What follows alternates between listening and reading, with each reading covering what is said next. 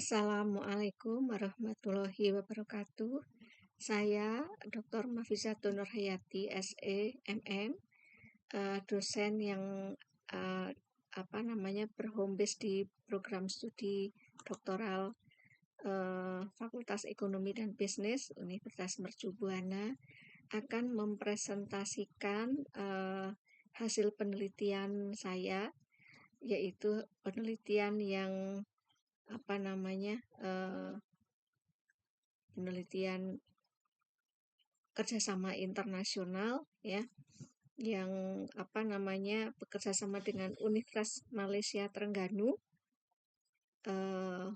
dengan Dr. Jumadil Saputra, seorang diaspora yang berasal dari Universitas Shah Kuala, sebenarnya Banda Aceh, ya, tapi sekarang menetap dan bekerja sebagai dosen di Universitas Malaysia Terengganu. Topik penelitian ini adalah The Impact of Cultural Intelligence on Innovative Work Behavior through Multiple Mediation of Organizational Embeddedness and Knowledge Sharing, dianalisis dengan menggunakan multi-group analysis dibantu dengan program Smart PLS. Model penelitiannya adalah seperti ini. Bahwa inovatif work behavior itu dipengaruhi oleh cultural intelligence, knowledge sharing, dan organizational embeddedness, di mana riset ini dilakukan untuk kasus dosen di Indonesia, di mana kelompok dosen itu dipecah atau dibagi menjadi dua, yaitu dosen yang mengambil kuliah S3-nya itu di dalam negeri dan dosen yang mengambil mata kuliah S3-nya di luar negeri. Nah, di sini kita akan melihat hasil penelitiannya seperti apa. Nah, hasil penelitiannya itu ternyata bahwa dari perbandingan antara dosen yang kuliah di luar negeri dan kuliah di dalam negeri S3-nya itu ternyata hubungan antar variabelnya itu tidak ada perbedaan gitu ya. Semua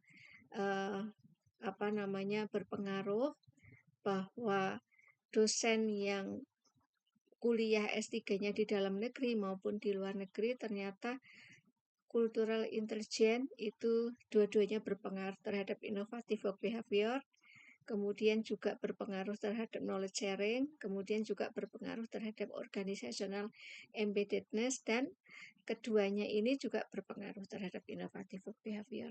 Jadi ternyata tidak ada perbedaan pengaruh kayak gitu ya. Nah, kemudian hasil penelitian ini disubmit ke Journal of the Knowledge Economy, yaitu terindeks Scopus-Q 2. Awalnya optimis karena udah ada komunikasi dengan penerbitnya, tetapi setelah dilihat biaya untuk menerbitkannya itu mendekati 50 juta, sehingga kemungkinan saya akan berpikir lebih lanjut untuk dipindahkan untuk disubmit ke jurnal yang selevel atau mungkin lebih tinggi, ya. Harapannya bisa sebagai syarat khusus untuk mengajukan ke guru besar, harapannya.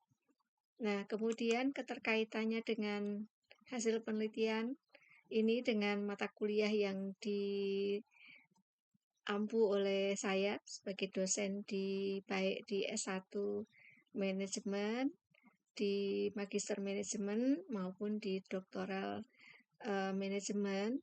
Kebetulan di 3 prodi itu mengajar metodologi penelitian, mata kuliah metodologi penelitian, sehingga saya berusaha untuk menerapkan